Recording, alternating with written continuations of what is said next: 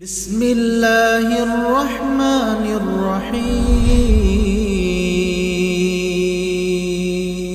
السلام علیکم، الحمدللہ والصلاة والسلام علی نبینا محمد۔ محترم سامعین و ناظرین کرام، اللہ تعالیٰ نے جہاں قرآن کریم کے اندر فرمایا کہ اے لوگوں، ہم نے تمہارے اوپر روزہ فرض کیا ہے جیسے کہ تم سے پہلے کے لوگوں پر فرض کیا تھا، اور فرمایا اس کا مقصد لعلکم تتقون، تاکہ تم لوگ تقوی اختیار کرو۔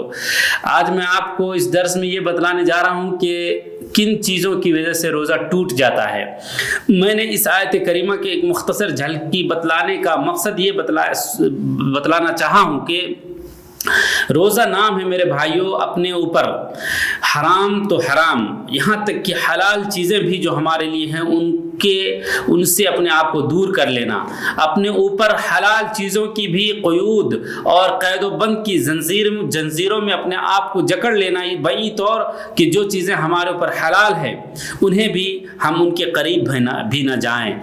اور میرے بھائیوں، کیونکہ یہ ایک ظاہری بات ہے کہ انسان کھانے پینے سے رک جائے، اسی لیے اللہ کے نبی صلی اللہ علیہ وسلم نے فرمایا لیس للہ حاجۃ ان یدع طعامہ وشرابہ، یعنی وہ لوگ من لم یدع قول الزور والعمل بہ، اس سے پہلے آپ صلی اللہ علیہ وسلم نے فرمایا کہ اللہ تعالیٰ کو حاجت نہیں کہ کوئی شخص کھانے پینے کو روک دے، چھوڑ دے، جو جھوٹ اور جھوٹ کی کھیتی کرنا نہ چھوڑے۔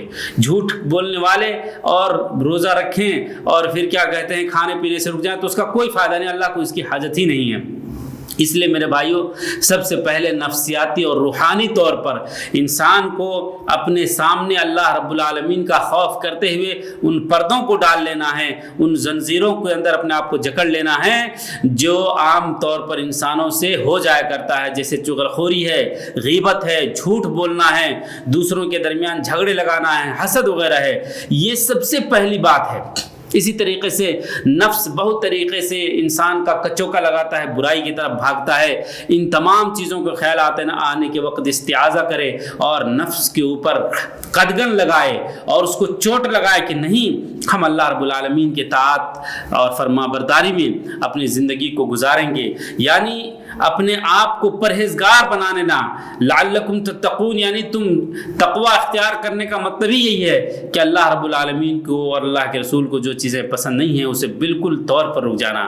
میں آپ کو اس جھلکی کے بعد آپ کو سرسری طور پر جن چیزوں سے روزہ ٹوٹ جاتا ہے وہ میں آپ کو بتلا دیتا ہوں۔ نمبر 1، جماع، یعنی بیوی کے ساتھ مباشرت کرنے سے جماع ٹوٹ جاتا ہے۔ مباشرت کا مطلب دخول کرنے سے۔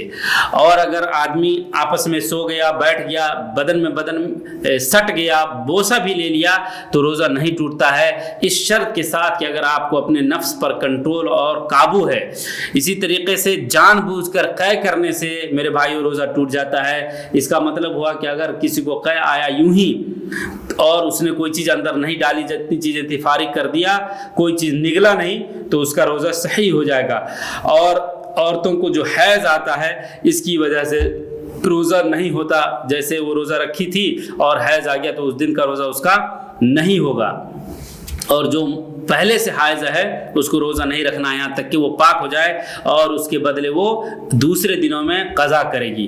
حجامت یعنی پچھلا لگانے کی وجہ سے، پچھلا لگانا کہتے ہیں کہ آدمی کے جسم میں کوئی سستی یا بیماری یا درد وغیرہ ہو تو پچھنا لگاتے ہیں، خاص طور سے خون نکالتے ہیں، فاسد خون، تو اس کی وجہ سے بھی روزہ ٹوٹ جاتا ہے۔ اور آپ خون نکال کر کے کسی کو چندہ دیں، یعنی کسی کو تبرع کریں، کسی کو آپ خیرات کریں خون کا، تو اس کی وجہ سے بھی روزہ ٹوٹ جاتا ہے۔ اور جان بوجھ کر کھانے پینے کی وجہ سے بھی روزہ ٹوٹ جاتا ہے۔ اور ہر وہ چیز جسے انسان حلق کے اندر جان بوجھ کر کے لے لے یا ناک کے ذریعے سے لے لے، لیکن کیا ہو وہ جو انسان کے ارادے سے نہیں تھا، بغیر ارادے سے تھا، تو اس کی وجہ سے روزہ نہیں ٹوٹے گا، لیکن ارادے سے ہے اور وہ چیزیں جس سے روزہ ٹوٹ جاتا تھا، جیسے پانی ہے، کوئی بھی چیز ہے، سوئی کے ذریعے سے لگا کر کے لے لے تو یہ اس کی وجہ سے بھی روزہ ٹوٹ جائے گا۔ اللہ رب العالمین ہمیں اور آپ کو بچائے اور متقی اور پرہیزگار بنائے، آمین۔ وصلی اللہ علی نبینا محمد۔ السلام علیکم۔